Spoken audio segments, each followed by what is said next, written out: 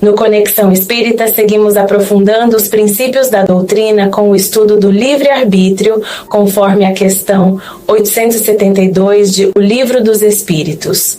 Entendemos que o ser humano não está sujeito a um destino imutável, é livre para escolher seus caminhos, tanto na vida espiritual quanto na corporal. As provas e desafios da existência são oportunidades de crescimento, e cabe a cada um resistir às más influências e buscar o bem com consciência e vontade. Sem o livre-arbítrio, não há culpa no mal, nem mérito no bem. Allan Kardec.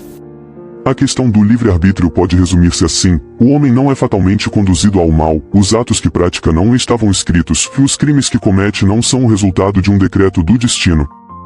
Ele pode, como prova e como expiação, escolher uma existência em que se sentirá arrastado para o crime, seja pelo meio em que estiver situado, seja pelas circunstâncias supervenientes. Mas será sempre livre de agir como quiser. Assim, o livre-arbítrio existe no estado de espírito, com a escolha da existência e das provas, e no estado corpóreo, com a faculdade de ceder ou resistir aos arrastamentos a que voluntariamente estamos submetidos. Cabe à educação combater as más tendências, e ela o fará de maneira eficiente quando se basear no estudo aprofundado da natureza moral do homem. Pelo conhecimento das leis que regem essa natureza moral, chegar-se-á a modificá-la, como se modificam a inteligência pela instrução e as condições físicas pela higiene. O espírito desligado da matéria, no estado errante, faz a escolha de suas futuras existências corpóreas segundo o grau de perfeição que tenha atingido. É nisso, como já dissemos, que consiste sobretudo o seu livre-arbítrio. Essa liberdade não é anulada pela encarnação. Se ele cede à influência da matéria, é então que sucumbe nas provas por ele mesmo escolhidas.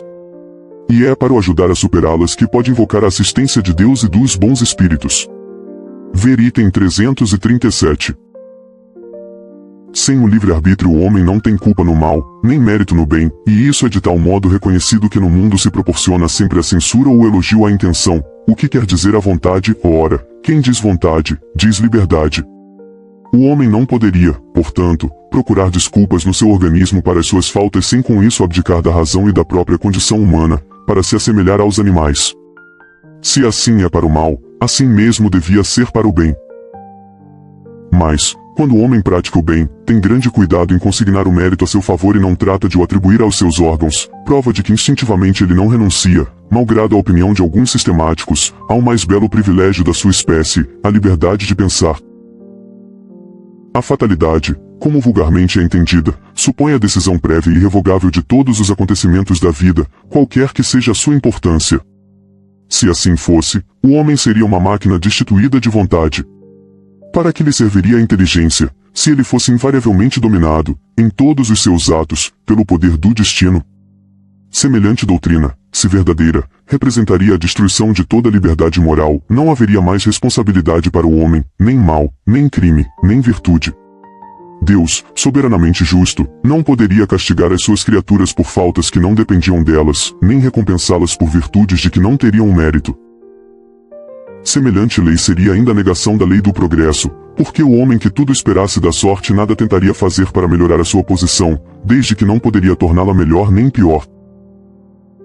A fatalidade não é, entretanto, uma palavra vã, ela existe no tocante à posição do homem na terra e às funções que nela desempenha, como consequência do gênero de existência que o seu espírito escolheu, como prova, expiação ou missão. Sofre ele, de maneira fatal, todas as vicissitudes dessa existência e todas as tendências boas ou mais que lhes são inerentes. Mas a isso se reduz a fatalidade, porque depende da sua vontade ceder ou não a essas tendências. Os detalhes dos acontecimentos estão na dependência das circunstâncias que ele mesmo provoque, com os seus atos, e sobre os quais podem influir os espíritos, através dos pensamentos que lhe sugerem. Ver item 459.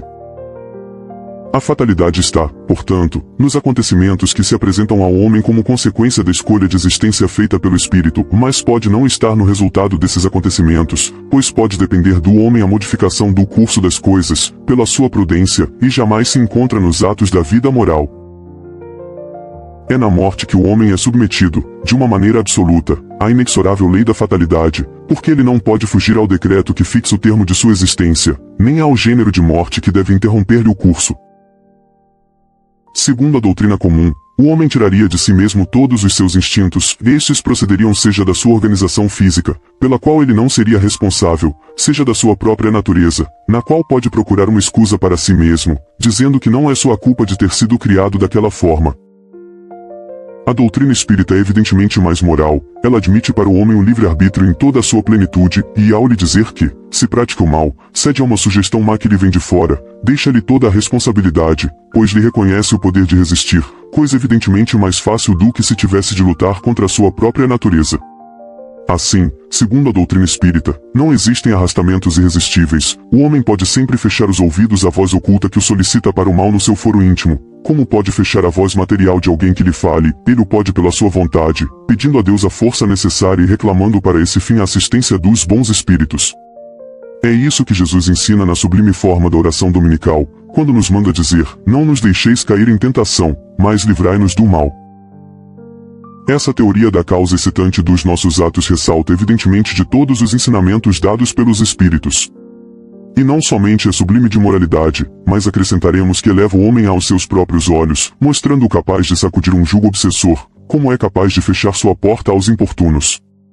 Dessa maneira, ele não é mais uma máquina agindo por impulsão estranha à sua vontade, mas um ser dotado de razão, que ouve, julga e escolhe livremente entre dois conselhos. Acrescentemos que, malgrado isso, o homem não fica privado de iniciativa, não age menos pelo seu próprio impulso, pois em definitivo ele não passa de um espírito encarnado que conserva, sob o invólucro corpóreo, as qualidades e os defeitos que tinha como espírito. As faltas que cometemos têm, portanto, sua origem primeira nas imperfeições do nosso próprio espírito, que ainda não atingiu a superioridade moral a que se destina, mas nem por isso tem menos livre-arbítrio. A vida corpórea lhe é dada para purgar-se de suas imperfeições, que o tornam mais fraco e mais acessível às sugestões de outros espíritos imperfeitos, que se aproveitam do fato para fazê-lo sucumbir na luta que empreendeu. Se ele sai vitorioso dessa luta, se eleva, se fracassa, continua a ser o que era, nem pior, nem melhor, é uma prova que terá de recomeçar e para o que ainda poderá demorar muito tempo na condição em que se encontra. Quanto mais ele se depura, mais diminuem as suas fraquezas e menos acessível se torna aos que o solicitam para o mal. Sua força moral cresce na razão da sua elevação, e os maus espíritos se distanciam dele. Todos os espíritos mais ou menos bons, quando encarnados, constituem a espécie humana.